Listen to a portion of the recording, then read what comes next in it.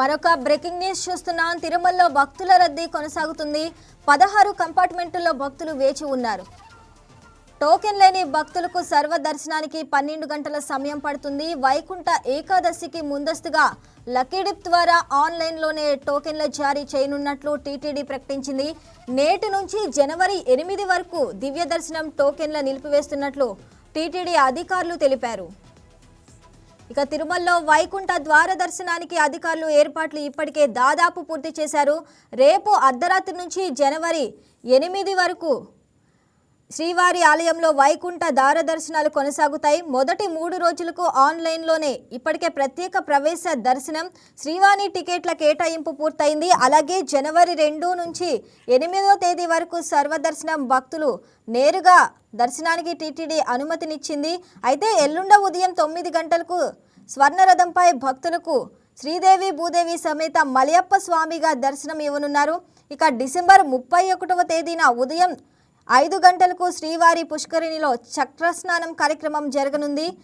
10 రోజుల పాటు శ్రీవారి ఆలయంలో ఆర్జిత సేవలు ప్రత్యేక దర్శనాలను టీటీడీ రద్దు చేసింది.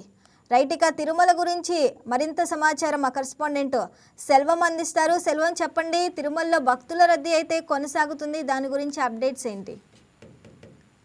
Good morning Shravani. ఏదైతే చూసుకుంటే వైకుంఠ ఏకాదశి ద్వాదశితో పాటు 10 రోజుల పాటు కూడా ఈ ఏడాది వైకుంఠ ద్వారాలు తెరుచుకోనున్నాయి. దీనికి ప్రధానంగా చూసుకుంటే ఈ నెల 30 నుండి కూడా వచ్చే నెలలోనే జనవరి 8వ తారీఖు వరకు కూడా 10 రోజుల పాటు వైకుంఠ ద్వారాలు తెరుచుకొని అందుకు సంబంధించి కూడా భక్తులకి ప్రత్యేక దర్శనాలు కల్పించేందుకు ఇప్పటికే టీటీడీ అన్ని ఏర్పాట్లను కూడా చేసినటువంటి పరిస్థితి. దీనికి ప్రధానంగా చూసుకుంటే ఈ 10 రోజుల్లో కూడా ఏదైతే ఈ 30, 31, 1వ తేదీకి సంబంధించి ఇప్పటికే ఆన్లైన్ ఈ లక్కీ డిప్ విధానాన్ని కూడా ప్రవేశపెట్టి మొత్తం 1,89,000 టికెట్లు కూడా ఇటు భక్తులకు చేసినటువంటి పరిస్థితి. దీనికి సంబంధించి చూసుకుంటే మాత్రము ఎక్కడ కూడా భక్తుల్లో ఇబ్బందులు తలెత్తకుండా కూడా ఎవరైతే ఇంటర్నెట్ ద్వారా కూడా ఫాస్ట్గా ఈ టికెట్లు కూడా బుక్ చేసుకునే అవకాశం ఉన్న నేపథ్యంలో దీన్ని కూడా అధికారులు గుర్తించి దీన్ని ఈ లక్కీ డిప్ విధానం అంటే సుమారు 24 లక్షల మందికి పైగా భక్తులు బుక్ చేసుకుంటే దీంట్లో కూడా 1,89,000 మందికి భక్తులకి కేటాయించే విధంగా కూడా ఈ లక్కీ డిప్ విధానం తీసుకొచ్చారు. ఈ మొదటి 3 రోజులు మాత్రం ఈ విధానం ఉంటుంది. అటు తర్వాత 2వ తేదీ నుంచి కూడా